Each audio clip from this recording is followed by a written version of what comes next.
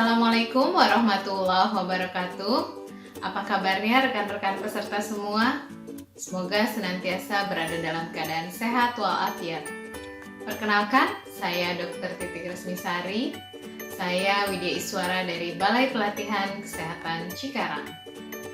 Saya tinggal di Simpruk Garden Jababeka. Lokasinya dekat dengan bab lokasi ini. Sebelum menjadi Widya Iswara, saya pernah bekerja sebagai dokter PTT di Puskesmas Panga, Aceh Jaya. Berikut ini adalah nomor telepon dan alamat email saya jika rekan-rekan ingin kontak lebih lanjut dengan saya. Demikian perkenalan singkat saya. Mari kita simak sesi materi berikut ini. Pada kesempatan kali ini, saya akan menyampaikan materi mengenai pelayanan kesehatan di remote area. Di video kali ini, saya hanya akan menyampaikan mengenai gambaran umumnya saja. Untuk lebih detailnya akan saya sampaikan saat Zoom meeting nanti.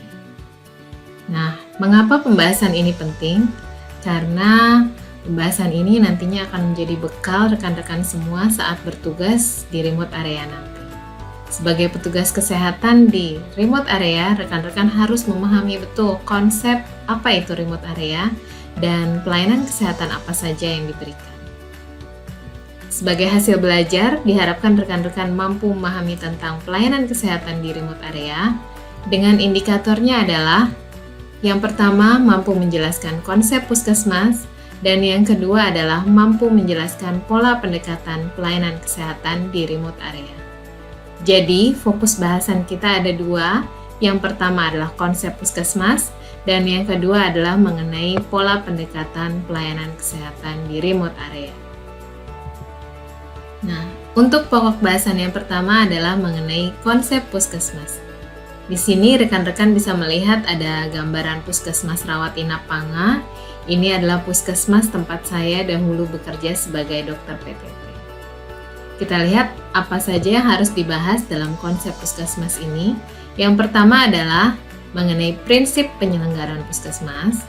Yang kedua, tugas dan fungsi puskesmas. Yang ketiga, persyaratan puskesmas. Yang keempat, kedudukan dan organisasi. Yang kelima adalah upaya kesehatan di puskesmas.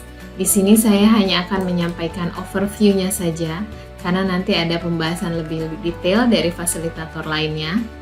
Kemudian yang keenam adalah mengenai akreditasi puskesmas, dan yang terakhir adalah jaringan dan jejaring. Puskesmas sebagai unit pelayanan kesehatan yang berada di wilayah tertentu tentunya harus mampu memiliki jejaring dengan fasilitas pelayanan kesehatan lainnya yang ada di wilayah tersebut. Nah, ini adalah beberapa peraturan terkait puskesmas yang rekan-rekan harus ketahui. Yang pertama adalah Permenkes nomor 43 tahun 2019 tentang puskesmas. Yang kedua adalah Permenkes nomor 46 tahun 2015 tentang akreditasi puskesmas, klinik pratama, tempat praktek mandiri dokter, dan tempat praktek mandiri dokter gigi. Yang ketiga, Permenkes 44 tahun 2016 tentang pedoman manajemen puskesmas. Dan yang keempat adalah Permenkes nomor 4 tahun 2019 tentang standar teknis pemenuhan mutu pelayanan dasar SPM Kesehatan. Baik, kita lanjut ke pembahasan yang kedua, yaitu pola pendekatan pelayanan kesehatan di remote area. Dalam pokok bahasan yang kedua ini, kita akan mempelajari tiga hal. Yang pertama adalah konsep DTPK. Apa itu DTPK? DTPK adalah daerah terpencil perbatasan dan kepulauan. Ya. Kemudian yang kedua, penguatan layanan kesehatan di daerah DTPK.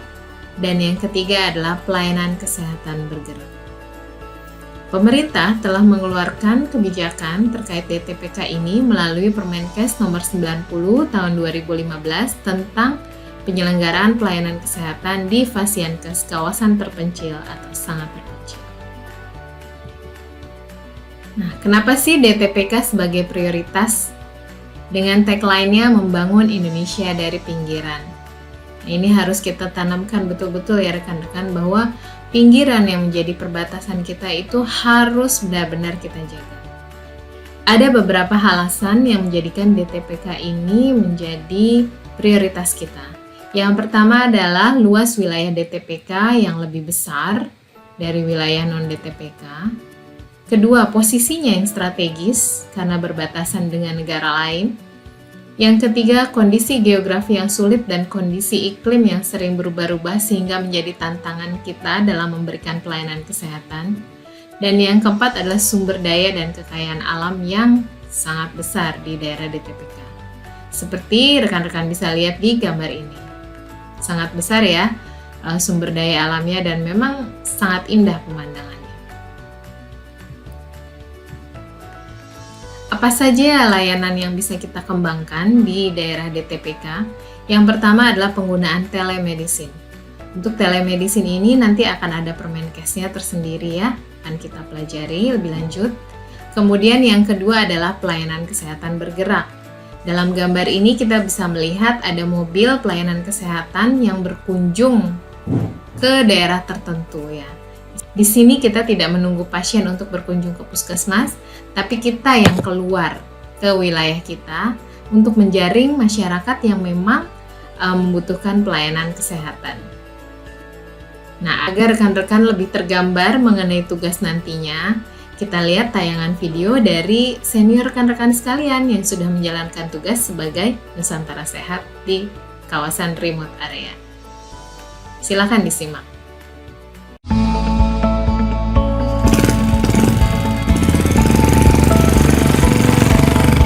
Pertama ya kaget pasti, ditempatkannya di perbatasan langsung dengan Malaysia. Kemudian juga medannya di sini juga cukup berat, masih banyaknya juga hewan-hewan liar seperti babi, anjing. Bahkan di sini sempat terjadi angka gigitan anjing yang tinggi. Masyarakat itu belum mengenal betul tentang PHBS. Maka yang pertama kali kami lakukan di sini adalah memulai program Indonesia Sehat dengan pendekatan keluarga itu. Sebelumnya mereka belum pernah periksa ke sini, tapi setelah kita temui, kita intervensi, kita anjurkan buat datang ke puskesmas, mereka datang. Saya tertarik bergabung di Nusantara Sehat ini karena saya ingin keluar dari zona nyaman itu, sedangkan saya harus mengembangkan ilmu saya, melakukan pengabdian kepada masyarakat. Jangan pernah takut kita bakal ditempatin di mana, di pelosok mana, dengan budaya seperti apa, karena kita masih satu, kita Indonesia. Bagaimana setelah melihat tayangan video tadi? Mudah-mudahan sudah lebih tergambar ya tugas dari rekan-rekan nantinya. Nah, untuk memperkaya pemahaman kita, rekan-rekan bisa mempelajari bahan-bahan yang ada di Learning Management System. Oke, selamat belajar!